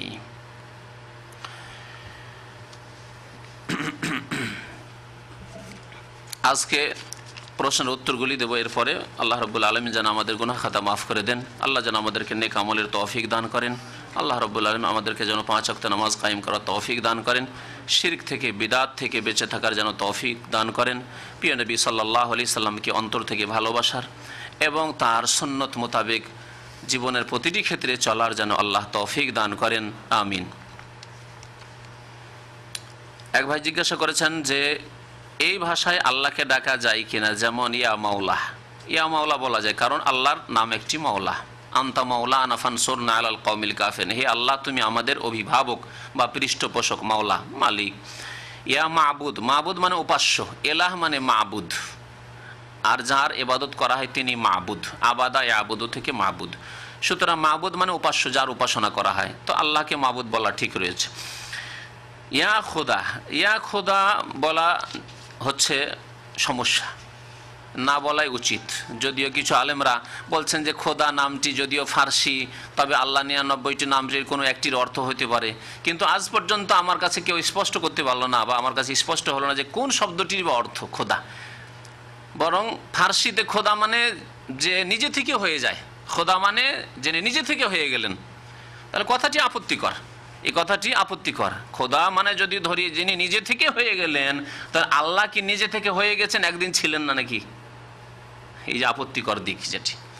বরং আল্লাহ রাব্বুল আলামিন হুয়াল আউয়াল, তিনি সর্বপ্রথম, হ্যাঁ, হুয়াল আখির, তিনি প্রথম তিনি শেষ, শেষও নেই আর প্রথমও নেই আল্লাহ রাব্বুল আলামিনের, তার আদি অন্ত নেই। সুতরাং তিনি নিজে থেকে হয়ে গেছেন, তার একটি যেটিকে বলা হয় সাইড এফেক্ট হচ্ছে যে তাহলে ছিলেন নাকি, কোনোদিন ছিলেন না, না। আল হাই, তিনি চিরঞ্জীব, তিনি সর্বদাই রয়েছেন, সর্বদাই থাকবেন। সুতরাং এই ভাষাগুলি ব্যবহার করা ঠিক নয়। আর একটি প্রশ্ন রয়েছে যে পায়ের টাকনোর গিরার নিচে কাপড় পরা পুরুষের জন্য জায়েজ আছে কি না। জায়েজ তো নয়, বরং হারাম, এবং জাহান্নামের সংবাদ দেওয়া হয়েছে। যারা টাকনার নিচে কাপড় পরে তাদেরকে জাহান্নামের, পুরুষদেরকে জাহান্নামের সংবাদ দেওয়া হয়েছে। নবী করিম সাল্লাল্লাহু আলাইহি ওয়াসাল্লাম বলেছেন, মা আসফালা মিনাল কাবাইনে মিনাল এজারে ফাফিন্নার, টাকনার নিচে যদি কাপড় যায় তাহলে তা কোথায় যাবে, জাহান্নামে যাবে, কঠোর শাস্তি। এই জন্য এই হাদিস এবং আরও একটি হাদিস রয়েছে, মানজার রাসাউবাহু খৈলা আলাম ইয়ানজুরিল্লাহু ইলাইহি ইয়াউমাল কিয়ামা, যারা অহংকার করে কাপড় ঝুলাবে তাদের দিকে আল্লাহ রহমতের দৃষ্টিপাত করবেন না কাল কিয়ামতে। আগের হাদিসটিতে অহংকার বলা নাই, এমনি বলা আছে অহংকার থাক আর না থাক। সুতরাং এক শ্রেণীর ফাসেকদের কথা যে আমার টাকা নিচে কাপড় থাকলে কি হবে, সমাজের কারণে করছে, আজকাল সামাজিকতা এই হয়ে গেছে, অভদ্র মনে হচ্ছে টাকনার ওপরে কাপড় ওঠানো, সেই জন্য। কিন্তু আমি অহংকার করি না, যত ফাসেক আছে সবাই বলছে অহংকার করি না, তাহলে কি সবার জন্য জায়েজ হয়ে যাবে নাকি? কারণ নবী সাল্লাল্লাহু আলাইহি ওয়াসাল্লাম ওই হাদিসে, যে হাদিসে জাহান্নামের সুসংবাদ দিয়েছেন, সেই হাদিসে কিন্তু বলেননি যে অহংকার, টাকনার নিচে কাপড় গেলেই জাহান্নামে যাবে। এর হেকমত আল্লাহ জানেন, তার রাসূল জানেন। আমাকে একজন খুব শিক্ষিত ভাই বলেছেন যে এই নিয়ে গবেষণা হয়েছে, আর কাফেররা স্বীকার করেছে টাকনাতে বারবার করে কাপড় ঘষা গেলে বিভিন্ন রোগ সৃষ্টি হয়, পুরুষদের জন্য চরম ক্ষতিকর, এই কথা আবিষ্কার করেছে কাফেররা। আবিষ্কার হোক আর না হোক, একজন মুসলিমের কাজ হচ্ছে আতিউল্লাহ ওয়া আতিউর রাসূল, আল্লাহর আনুগত্য করবে আর রাসূলের আনুগত্য করবে। সামিনা ওয়া আতানা, শুনলাম, কানে পৌঁছে গেছে, এতদিন জানতাম না, জেনে নিয়েছি, ওয়া আতানা, মেনে নিলাম, ব্যাস। অজুহাত, হ্যাঁ, কারণ কি এসব জানবেন না। কারণ আজকে কাফেররা বলবে, কোনো মেডিকেল সায়েন্সে বলবে, কোনো ডাক্তার বলে মুসলিম বলুক, তারপরে মানবো না, না না, তাহলে ইবাদত হলো না, তাহলে ইবাদত, তাহলে আপনি ক্ষতি থেকে বাঁচার জন্য, তাহলে ক্ষতি থেকে বাঁচার জন্য আপনার লাভ লস আল্লাহ রাব্বুল আলামিন জানেন, তাই আল্লাহ রাব্বুল আলামিন এই বিধান দান করেছেন। সুতরাং টাকনার নিচে কাপড় যাওয়া হচ্ছে হারাম। অনিচ্ছাকৃত যদি চলে যায়, খিদা লেগেছে আর কাপড় নিচে সরে গেল, তাড়াতাড়ি উঠিয়ে নেন। কিন্তু ইচ্ছা করে কাপড় তৈরি করবেন টাকনার নিচে করে, হারাম কাপড় তৈরি করছেন। এবং ওলামারা বলেছেন যে এটি কাবিরা গুনাহ, সাগিরা গুনাহ নয়। কারণ জাহান্নামের শাস্তির কথা যদি বলা হয়, আল্লাহর রহমতের নজর হবে না, তার মানে কাবিরা গুনাহ। এই ক্ষেত্রে কোনো দ্বিমত নাই যে এটি সাগিরা গুনাহ, ছোট গুনাহ নয়। আর আজকের মুসলিম সমাজ নামাজি পর্যন্ত ছোট গুনাহ মনে করছে, সামান্য ব্যাপার মনে করছে, তুচ্ছ। আল্লাহু আকবার। এক ভাই বলছেন, আমি দাড়ি বাড়াতে চাই, কিন্তু আমার কফিল শিয়া, সে বড় দাড়ি দেবে না, আমি এখন কি করতে পারি? আর এক ভাই দাড়ি সম্পর্কে জিজ্ঞাসা করছে, দাড়ি রাখা ওয়াজিব না সুন্নত, জানালে উপকৃত হবে। দাড়ি সম্পর্কে বিস্তারিত জানার জন্য বলছি, একটি বক্তব্য আছে পুরো দাড়ি সম্পর্কে, যে দাড়ি রাখা ওয়াজিব, দাড়ি রাখা ওয়াজিব। আল্লাহর আদেশ অথবা রাসূলুল্লাহ সাল্লাল্লাহু আলাইহি ওয়াসাল্লামের যদি আদেশ হয়ে থাকে, তাহলে সেটি পালন করা ওয়াজিব, সেটি পালন করা ওয়াজিব। নবী করিম সাল্লাল্লাহু আলাইহি ওয়াসাল্লাম শুধু করে থাকেন যদি কোনো কাজ আর আদেশ করেননি, কখনো আদেশ করেননি, তাহলে সেটি সুন্নতের পর্যায়ে, শুনে রাখুন ভালো করে। কিন্তু নবী সাল্লাল্লাহু আলাইহি ওয়াসাল্লাম যা করেছেন এবং আদেশও করেছেন করো, সেটি উম্মতের জন্য কি ওয়াজিব। পার্থক্য বুঝতে পারলেন? একটি কাজ নবী সাল্লাল্লাহু আলাইহি ওয়াসাল্লাম করেছেন কিন্তু আদেশ করেননি, তাকিদের সাথে আদেশ করেননি বা আদেশ নেই, শুধু তার কর্ম রয়েছে, তাহলে সেটি সাধারণত সুন্নতের আওতাতেই পড়ে। কিন্তু কর্ম রয়েছে আর আদেশ রয়েছে, তাহলে সেটি হচ্ছে কি ওয়াজিব। দাড়িটা কোন কোন পর্যায়ে? নবী সাল্লাল্লাহু আলাইহি ওয়াসাল্লাম রেখেছেন না রাখেননি? নবী সাল্লাল্লাহু আলাইহি ওয়াসাল্লাম আদেশ করেছেন না করেননি? একটি হাদিস আপনি এই সম্পর্কে 25-50টি হাদিস পাবেন আপনি দাড়ি সম্পর্কে, আর বিভিন্ন ভাষায় মোচ ছোট করো আর দাড়ি বাড়াও, দাড়ি বাড়াও, দাড়ি ছেড়ে দাও, বাড়াও বাড়াও, ওয়াফু, নবী করিম সাল্লাল্লাহু আলাইহি ওয়াসাল্লাম আদেশ। তারপরে খালিফুল মুশরিকিন, মুশরিক অগ্নিপূজক মজুস, তারা দাড়ি রাখে না। সেই যুগে 1400 বছর আগে ইরানি অগ্নিপূজকরা দাড়ি রাখতো না, ভারতের হিন্দু মুশরিকরা দাড়ি রাখতো না। তাই নবী সাল্লাল্লাহু আলাইহি ওয়াসাল্লাম তাদের দিকে ইঙ্গিত করে বলেছেন খালিফুল মুশরিকিন খালিফুল মজুস, অগ্নিপূজক ইরানি আর ভারতের হিন্দু, তাদের বিরোধিতা করো তোমরা, কথা বলা হয়েছে। আর আজকে ভারতে কোনো মুসলমান মারা গেলে কাড়াকাড়ি শুরু হয়ে যায় সে লাশ নিয়ে। হিন্দুরা বলে নিয়ে গিয়ে শ্মশান ঘাটিতে জ্বালাবো, আর মুসলমান বলে না মুসলমান আমরা মাটি দেবো। আর শেষখানে তখন ফয়সালা কি হয়, কাপড় উঠিয়ে দেখতে হয়, তারপরে দেখা যায় যে মুসলমান, অবাঞ্ছিত মুসলমান। কেন এরকমই থাকবেন আপনি, যাকে দেখলে চেনা যাবে না? দাড়ির ক্ষেত্রে মনে রাখবেন, দাড়ি রাখলে কাফেরের মতো দাড়ি রাখা চলবে না। কারণ এক ভাই 2 সপ্তাহ আগে এক মসজিদ আমাকে জিজ্ঞেস করছে যে আমার দাড়ি আছে, তো এই দাড়ি দেখে আমাকে অনেকে শিখ বলছে। তা আমি বললাম যে আপনার দাড়ি আর মোচ সমান, যে যেমন দাড়ি দাড়ি আর তেমনই মোচ, বুঝতে পারলেন? সমান। তাহলে এটি হচ্ছে শিখদের দাড়ি হয়ে গেল, যে দাড়িও ছেড়ে দিলেন আর মোচও ছেড়ে দিলেন, আপনি সমান করে না, এরকম কাজ করবেন না। এই জন্য নবী করিম সাল্লাল্লাহু আলাইহি ওয়াসাল্লাম ওই রকম শিখ কাফেরদের সাথে পার্থক্য করানোর জন্য, যাতে করে শিখ আর মুসলিমে পার্থক্য করা যায়, সেই জন্য মোচকে কাটতে বলেছেন, ছোট করতে বলেছেন, বরং বেশি করেও ছোট করতে বলেছেন, যদিও মুন্ডনের কথা হাদিসে নেই, কিন্তু বেশি করে ছোট করতে বলেছেন, আর দাড়ি ওয়াফু বাড়াইতে বলেছেন। তারপরে নবী করিম সাল্লাল্লাহু আলাইহি ওয়াসাল্লাম লানত করেছেন, আল্লাহর লানতের কথা বলেছেন, যারা পুরুষ হয়ে নারীদের সাদৃশ্যতা অবলম্বন করে, আর ওই সব নারীদের উপর লানত অভিশাপ করেছেন যারা পুরুষদের সাদৃশ্যতা অবলম্বন করে। দাড়ি মুন্ডনটা কি এর আওতাতে পড়ে না? দাড়ি মুন্ডন করে নিলেন আর তার সাথে সাথে মোচ সব সমান, নারীদের মতো, নারীদের মতো সমান। লাআনাল্লাহুল মুতাশাব্বিহিনা মিনার রিজালি বিন নিসা। কোনখানে বাঁচবেন আপনি? তারপরে সুন্নাত হয়ে গেল নাকি? লানত খেয়েও সুন্নাত হয়ে গেল, অভিশাপ পেয়েও সুন্নাত হয়ে গেল। কাফের মুশরিক অগ্নিপূজকদের বিরোধিতা, হিন্দুদের বিরোধিতা করে, তারপরেও সুন্নাত হয়ে গেল নাকি? জি।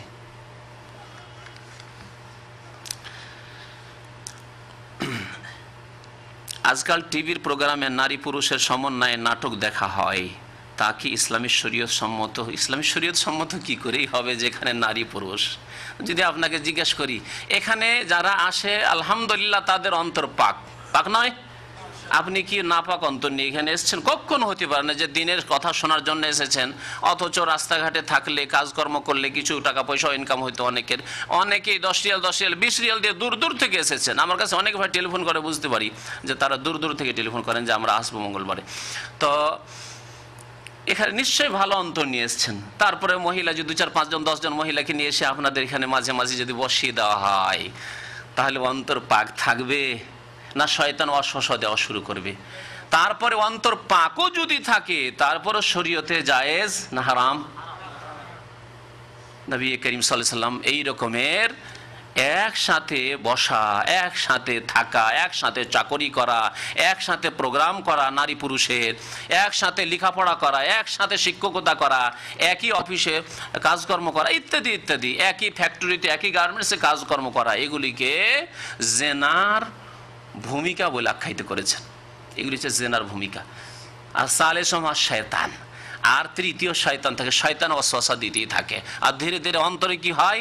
ব্যাধি সৃষ্টি হয়, প্রবৃত্তির অনুসরণের ব্যাধি, শাহওয়াতের ব্যাধি। আল্লাহ রাব্বুল সূরা আহজাব বলেছেন ফায়াতমা আল্লাযী ফি কলবিহি মারাজ, তখন কলবে অন্তরে মারাজ ব্যাধি সৃষ্টি হতে লাগে।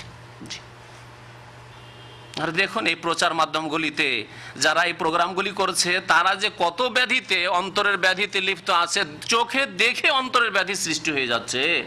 তাহলে যারা একসাথে প্রোগ্রাম করছে উলঙ্গ অর্ধ উলঙ্গ হয়ে, তাদের অন্তরের কি অবস্থা, তাদের অন্তরে যে কত বিমারি আর মারাজ রয়েছে আল্লাহ ভালো জানেন। সুতরাং এগুলি শরীয়তে জায়েজ নয়, বরং এগুলি এক ধরনের জেনা, এগুলি হচ্ছে এক ধরনের জেনা। যদিও তার নাম ইসলামিক, যেমন আমার ভাই লিখেছেন যে এর নাম যদি ইসলামিক নাটক দেওয়া হয়, আজকাল কিছু লোক ইসলামকে মডার্ন ইসলামে পরিণত করেছে, সব কিছু ইসলামিক লাগিয়ে দেওয়া হয়ে গেল।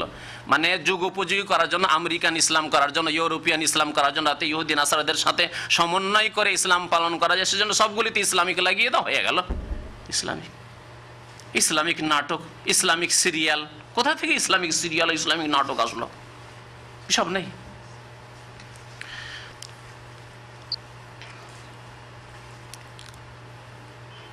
আমি জামাত পেতে প্রথম রাকাতে রুকু পাইনি, এর জন্য কি এক রাকাত নামাজ আদায় করতে হবে? অবশ্যই, এতে কোনো দ্বিমত নেই যে যেই ব্যক্তি রুকু পেল না সে রাকাত পেল না। মান আদরাকা রুকু ফাকাদ আদরাকা রাকা, যেই ব্যক্তি রুকু পেল সে রাকাত পেয়ে গেল। এই প্রসঙ্গে কিছু দলিল আছে, কিন্তু রুকু পেলে রাকাত হবে কিনা? রুকু পেলেন, সূরা ফাতিহা পেলেন না বা কেরাত পেলেন না, সূরা ফাতিহার পরে যে কেরাত ইমাম সাহেব পড়েছে তাও পেলেন না, গেলেন রুকুতে চলে গেছে, রুকুর কিছু অংশ পেলেন, তাহলে রাকাত পাবেন কিনা এই নিয়ে ওলামাদের দুটি মত রয়েছে। একদল বলছেন না, চলবে না, হবে না, যেমন ইমাম শাফেঈ, ইমাম বুখারী, তারা বলছেন না, হবে না। কারণ তারা বলছেন যে তার কিয়াম ছুটে গেল, তার কেরাত ছুটে গেল। কেরাত ও রুকুন ফরজ আর কিয়াম ফরজ। পক্ষান্তর অধিকাংশ আলেমদের মতে রুকু পেলে রাকাত হয়ে যাবে। আর তারা বলছেন কিয়াম ছুটলো না, কারণ রুকুটা এক ধরনের কিয়াম দাঁড়ানো, রুকুটাও কিয়ামের অন্তর্ভুক্ত, সুতরাং কিয়াম ছুটেনি, তবে কেরাত ছুটেছে। আর কেরাতের ক্ষেত্রে যেই ব্যক্তি বাইরে থেকে আসছে, সময় পায়নি, তার জন্য কেরাত এখানে ফরজ নেই, বরং আল্লাহ মাফ করে দিয়েছেন। আর এর জন্য বেশ কিছু দলিল রয়েছে। বাকি রুকু না পেলে রাকাত হবে না, এতে কোনো দ্বিমত নেই। আরেকবার জিজ্ঞেস করছেন, আমার বাবা পীরের মুরিদ, আমি ওনাকে এই ব্যাপারে শত বুঝিয়েও ব্যর্থ হলাম। শেষ পর্যন্ত আমার বাবা বলে, তোমার কথা শুনে আমি জান্নাতে যাব না, পীরের কথা শুনে যদি জাহান্নামে যেতে হয় তবুও পীরের কথা ছাড়তে পারবো না। ইন্না লিল্লাহি ওয়া ইন্না ইলাইহি রাজিউন। এই মুহূর্তে আমার কর্তব্য কি? এই মুহূর্তে আপনার কর্তব্য তাই যেই কর্তব্য পালন করেছিলেন নবী করিম সাল্লাল্লাহু আলাইহি ওয়াসাল্লাম আবু তালেবের ক্ষেত্রে। শেষ পর্যন্ত ইসলামের দাওয়াত দিতেই থাকেন, তাওহীদ, সত্য আল্লাহর একত্ববাদের দাওয়াত দিতে থাকেন, নবী সাল্লাল্লাহু আলাইহি ওয়াসাল্লামের সুন্নতের দাওয়াত দিতে থাকেন, জি।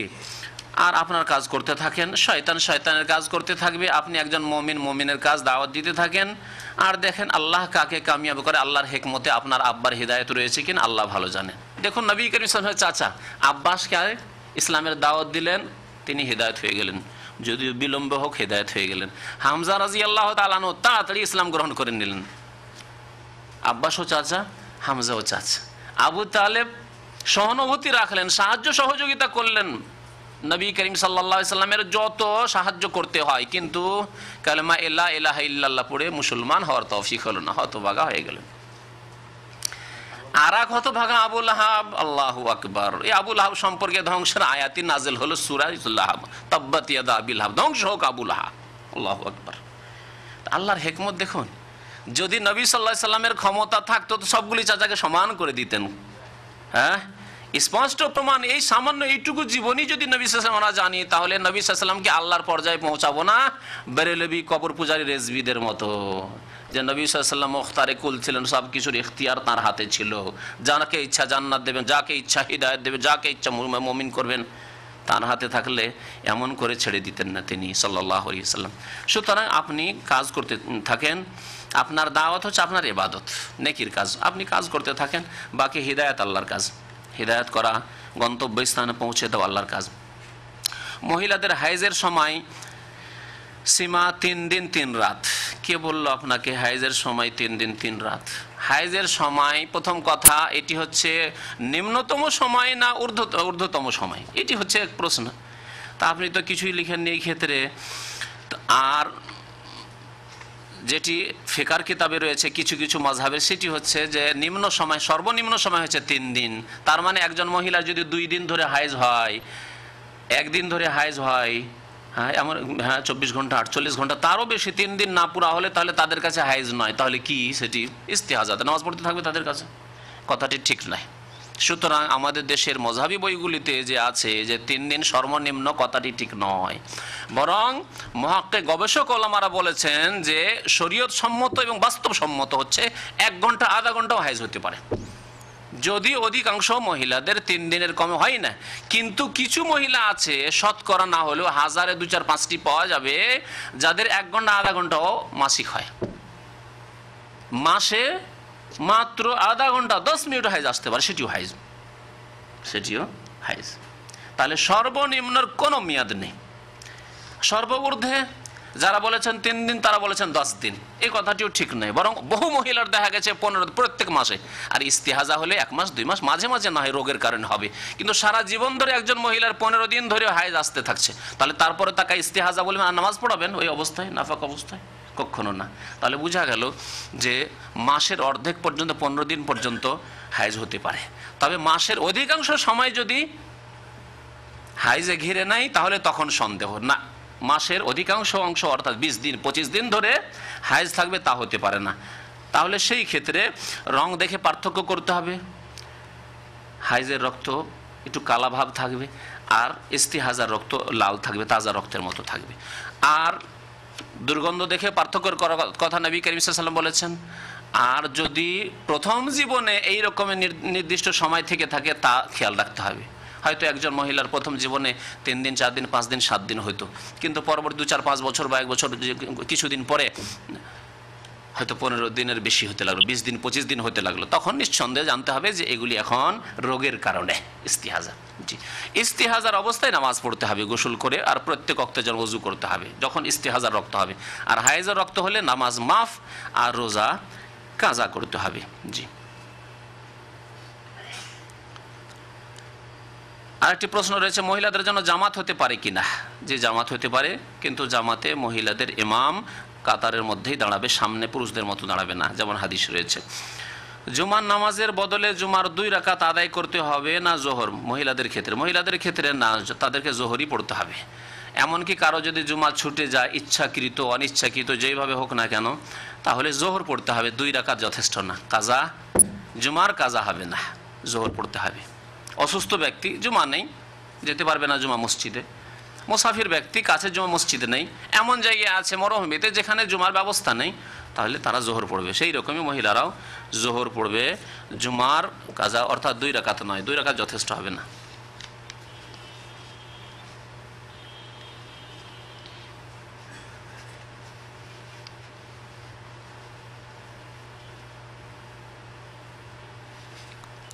কিছু বুঝতে পারি না, কেউ এসে পড়েন তো, প্রশ্ন বোঝা যায় না তো, এসে পড়েন, এগুলো পড়েন, প্রশ্ন কি বলতে চাইছি।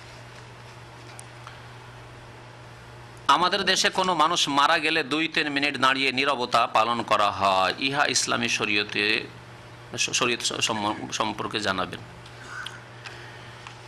এই নীরবতা পালন হচ্ছে ইহুদি নাসারা কাফেরদের জি সুন্নাত, ইসলামে এর কোনো স্থান নেই। জি, দেখছেন বড় বড় নেতাদেরকে, বড় বড় নেতা কোনো দেশের রাষ্ট্রনেতা মারা গেলে সারা বিশ্বের নেতারা আসলো, আসার পরে নীরবতা পালন করলো, এটা দেখেছেন না দেখেননি? টিভির পর্দাতে দেখে হবে না। তাহলে এটি কাফেরদের সুন্নাত, কাফেরদের আদর্শ, ইসলামের কোনো অস্তিত্ব নেই। সুতরাং এটি হচ্ছে জঘন্য বিদআত, আর এই বিদআতের পরিণাম হচ্ছে জাহান্নাম, যারা জেনে শুনে করবে। জি,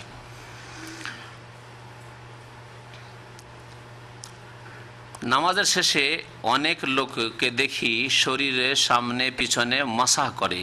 জি, এটিও সুন্নতে সাবিত নেই, এর কোনো প্রমাণ নেই। জি, আর অনেকে মাথায় হাত দেয়। জি, মাথায় হাত দেয়, এটিও ঠিক নয়। আর হাতে শরীরে মাসাহ করে, এগুলি তাদের খেয়াল যে নামাজটা পড়লাম, আর নামাজটা পড়ার পরে একটু দোয়া টোয়া করে হাত বুলাবো, শরীরে হাত ফিরাবো, তাহলে হয়তো রোগ থেকে বালা মুসিবত থেকে দূরে থাকবো। এটা বিদাতি আকীদা বলে, বিদাতে হাসানা, বুঝতে পারলেন না? মানে ভালো মনে করে করা, বিদাত করা কিন্তু ভালো মনে করে। কুল্লু বিদাতিন দালালা, প্রত্যেক বিদাত গুমরাহি। সুতরাং এগুলি থেকে সতর্ক করবেন না। তবে একমাত্র রাত্রে শোয়ার সময় হাত ফেরানোর প্রমাণ রয়েছে।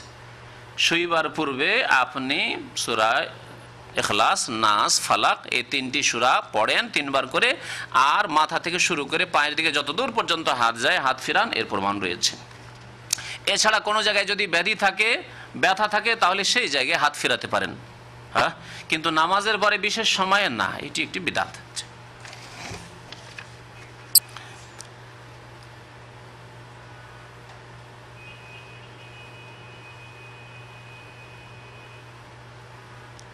পাক ভারত মহাদেশের আলেমগণের উপাধি মাওলানা শব্দে ব্যবহার কতটুকু যুক্তিসম্মত, বিস্তারিত বলবেন। দেখেন, মাওলা শব্দটি এমন একটি শব্দ, যে শব্দটি আল্লাহ রাব্বুল আলামিনের গুণ এবং অন্যের ক্ষেত্রেও ব্যবহার হয়েছে। সুতরাং এই ক্ষেত্রে অকাট্যভাবে বলা যাবে না যে হারাম, একেবারে কঠোর নিষেধ, তবে আপত্তিকর, ব্যবহার করিয়েন না। হ্যাঁ, আল্লাহ ছাড়া অন্যকে মাওলা বলিয়েন না, এসব বলা যাবে। কিন্তু একেবারে ব্যবহার করা হারাম। কোনো আলেমকে যদি মাওলানা বলে তাহলে শিরক করে দিল, না, মোটেই না। কারণ মাওলা শব্দটি আরবি ভাষায় বহু অর্থে ব্যবহার হয়েছে, বহু অর্থে ব্যবহার হয়েছে ডিকশনারিতে।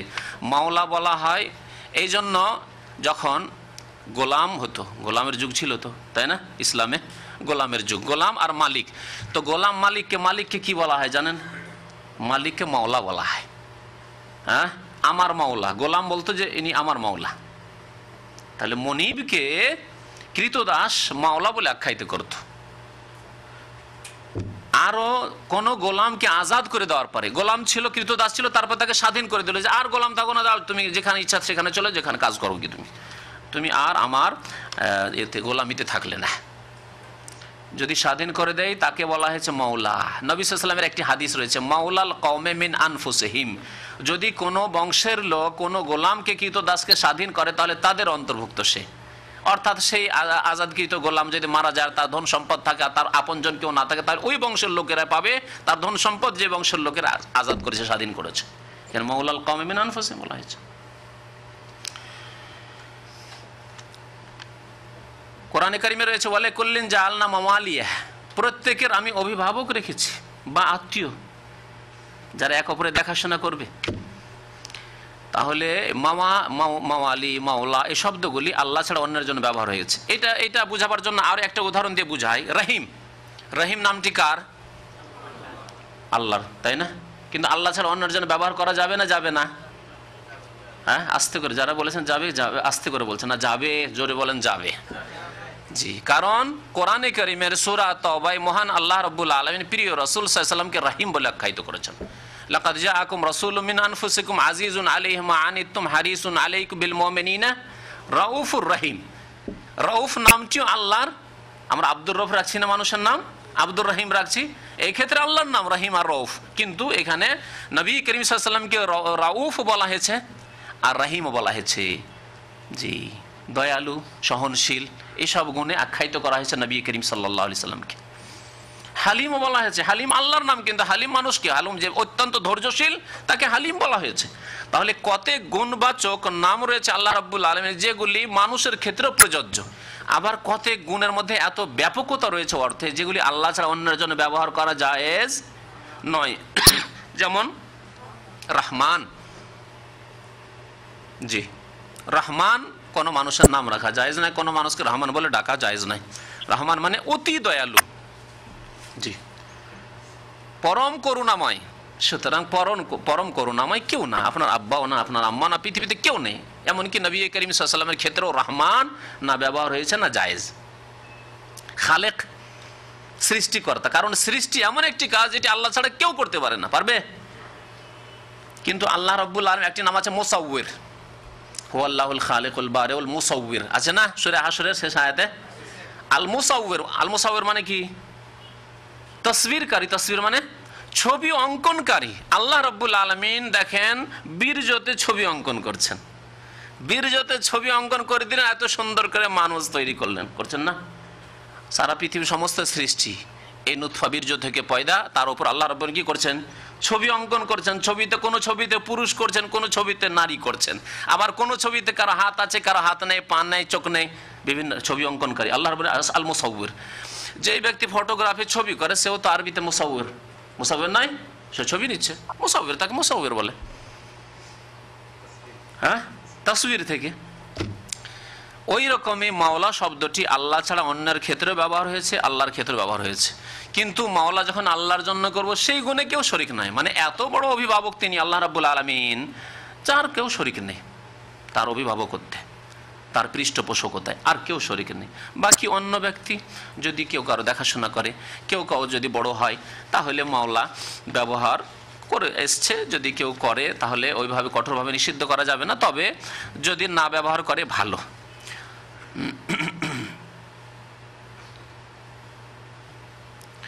হুজুর সাল্লাল্লাহু আলাইহি ওয়াসাল্লাম মেরাজের উদ্দেশ্যে কত সময় ছিল, এই সম্পর্কে কোনো সহিহ হাদিসে প্রমাণ নেই। ফজরের আগে আগে তিনি হাজির হয়েছেন। কতক হাদিস দ্বারা বোঝা যায় যে নবী সাল্লাল্লাহু আলাইহি ওয়াসাল্লামের বিছানা গরম ছিল, আর নবী সাল্লাল্লাহু আলাইহি ওয়াসাল্লাম ওযু করে গিয়েছেন, পানি বইতেই রয়েছে, এগুলি মুজিজাও হতে পারে। হ্যাঁ, তো সময় কত লেগেছে আল্লাহ ভালো জানেন এই ক্ষেত্রে। জি, ইব্রাহিম আলাইহিস সালামের সাথে কথা বলেছিলেন। জি,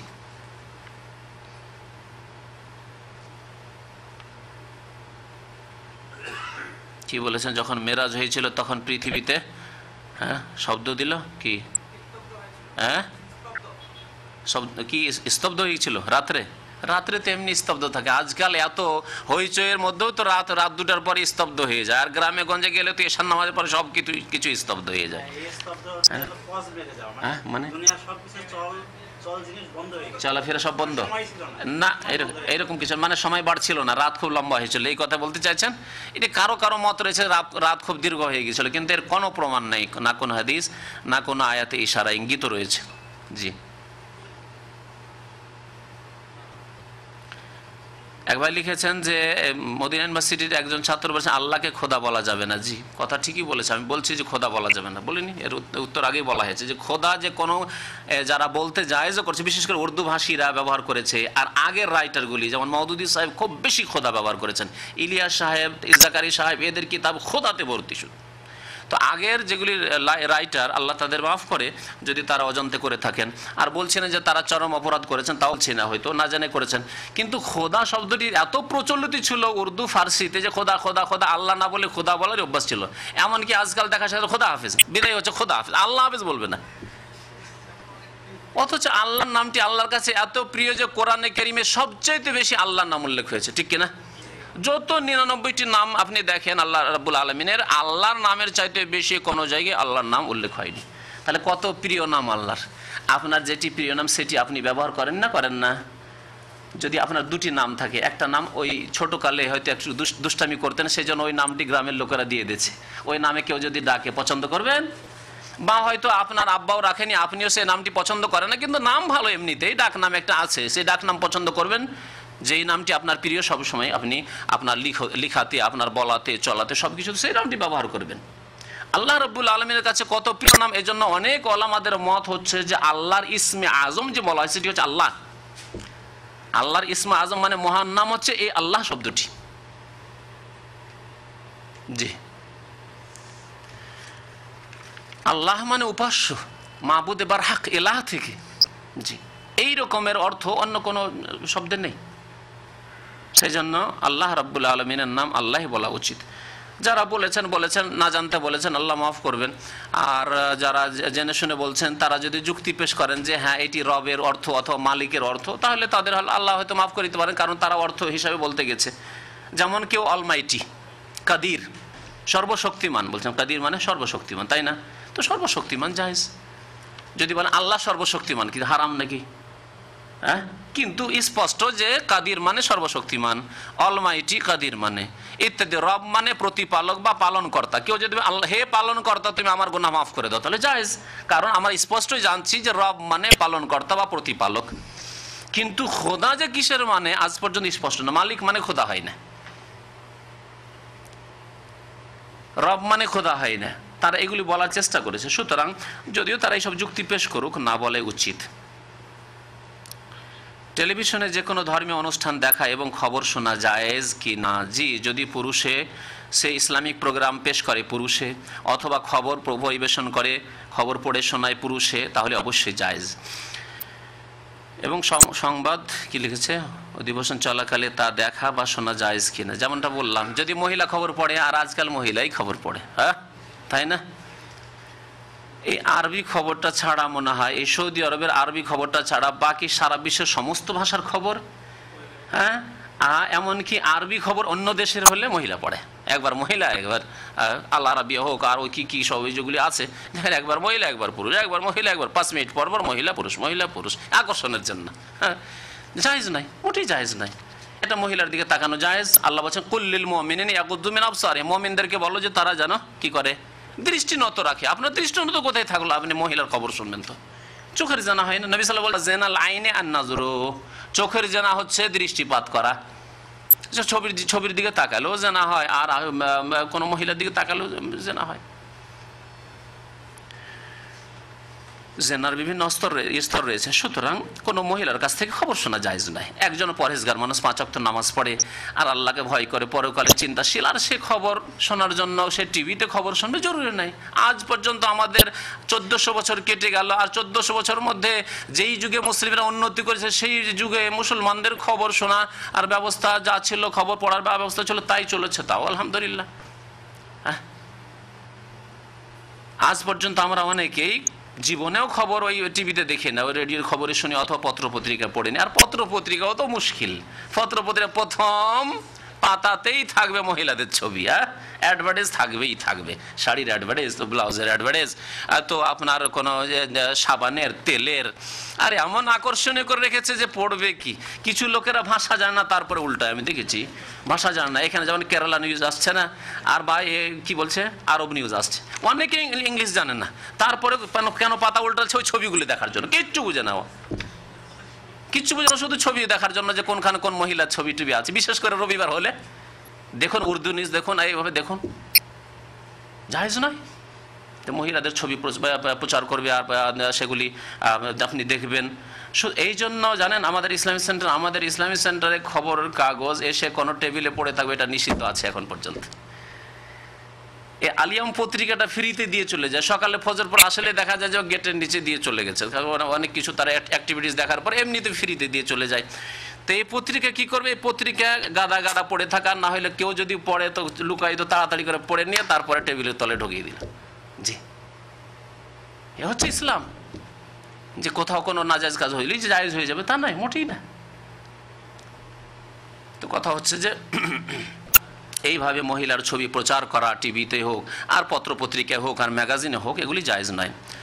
আল্লাহ রাব্বুল আলামিন আমাদেরকে যেন হক কথা বোঝার এবং তার প্রতি আমল করার তৌফিক দান করেন। আল্লাহ আমাদের ঈমানকে যেন সুন্দর করে দেন, আমাদের আমলকে যেন সুন্দর করে দেন। আমিন। ওয়া সাল্লাল্লাহু আলা নবিয়িনা মুহাম্মদ ওয়া আলা আলিহি ওয়া সাহবিহি আজমাইন।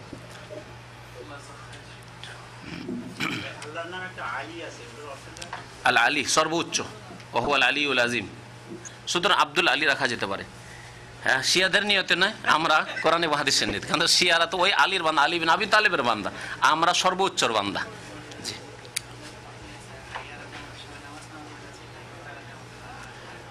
এক ভাইজি বলেছেন যে হাইয়ার লোকেরা, মোতাওয়াল লোকেরা গাড়িতে চলাচলা করে চিল্লায়, কিন্তু তারা নামাজ পড়ে না। এটি আপনার খারাপ ধারণা, এর জন্য কাবিরা গুনাহ হবে, মিথ্যা আরোপ করা। মনে রাখবেন যে তারা নামাজ পড়ে। আর এখানে দাম্মামে এমনও মসজিদ আছে যে আধা ঘন্টা পরেও নামাজ হয়। তারপর আরো মনে রাখবেন, যারা ডিউটিতে নিয়োজিত তাদের জন্য জামাত ফরজ নাই, তারা জামাত ছেড়ে একা নামাজ পড়বে। কারণ তারা যদি নামাজ পড়তে ঢুকে তো ফাঁসিগুলিকে কি মসজিদে নিয়ে যাবে? হ্যাঁ, হারমাইন শরীফানে পুলিশ পাহারা দিচ্ছে, তো নামাজ পড়ে না তারা? যখনই সালাম ফিরা হলো তারা নিজের নামাজ আদায় করলো। তাদের জন্য সেটি ওয়াজিব, কারণ তারা যদি পাহারা না দেয় তাহলে আমাদের অসুবিধা আছে, কোনো শত্রু এসে সেখানে করে কোনো রকমের খারাপ ঘটনা ঘটাতে পারে, ঠিক কিনা? জি, ভালো ধারণা রাখবেন মুসলমান।